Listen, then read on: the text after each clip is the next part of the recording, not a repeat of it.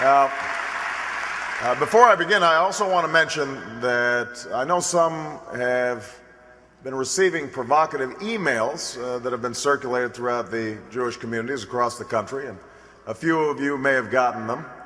They're filled with tall tales and dire warnings about a certain candidate for president, and all I want to say is let me know if you see this guy named Barack Obama, because he sounds pretty scary. But if anybody's been confused by these emails, I want you to know that today I will be speaking from my heart and as a true friend of Israel.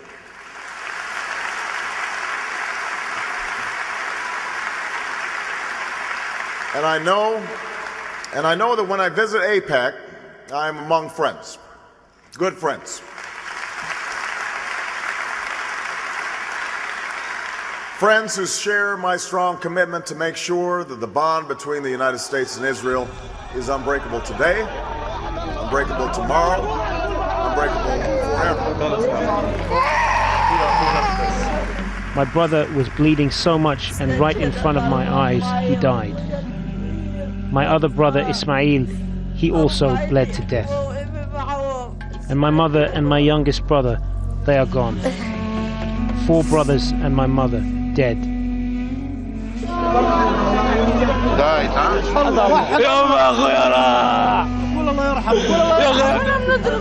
We have nothing to do with this. We don't fire rockets. We don't know what this war is about.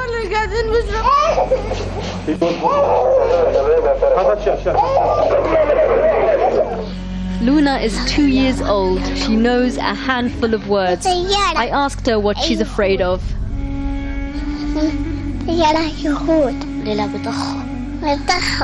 Israeli planes, she said, and the rockets.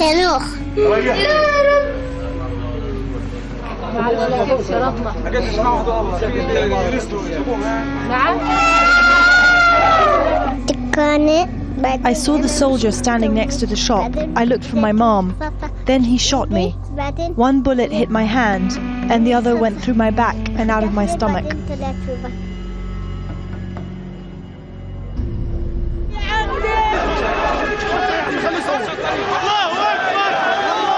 Our alliance is based on shared interests and shared values. Those who threaten Israel threaten us. Israel has always faced these threats on the front lines, and I will bring to the White House an unshakable commitment to Israel's security. That starts with ensuring Israel's qualitative military advantage.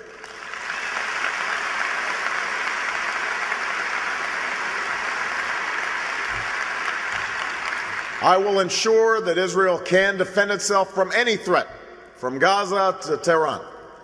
Defense cooperation between the United States and Israel is a model of success, and it must be deepened. As President, I will implement a memorandum of understanding that provides $30 billion in assistance to Israel over the next decade, investments to Israel's security that will not be tied to any other nation.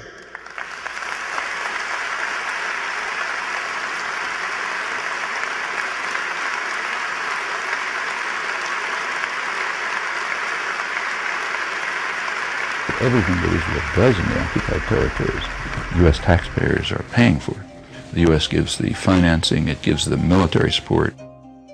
Israel receives as much foreign economic assistance as all the countries combined in the world.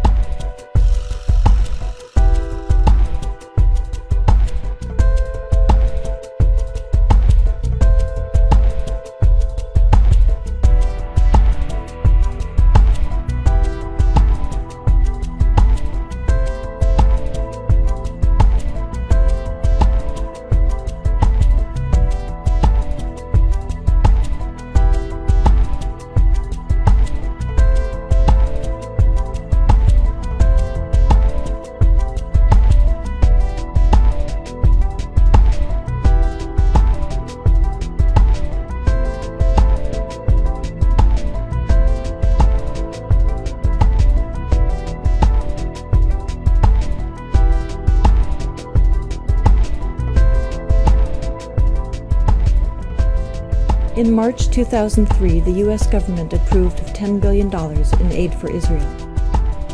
At the same time, it withheld a $3.5 billion grant to upgrade the training of first responders, those who would be the first to respond to a terrorist attack.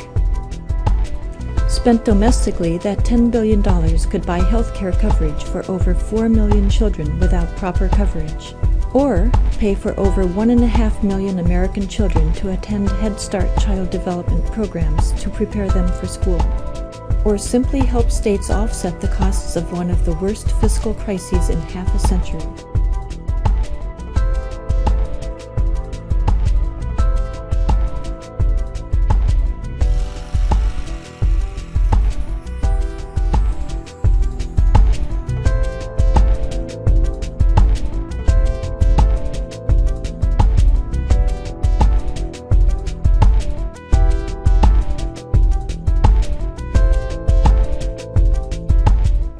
We know that the establishment of Israel was just and necessary, rooted in centuries of struggle and decades of patient work. But 60 years later, we know that we cannot relent, we cannot yield, and as president, I will never compromise when it comes to Israel's security.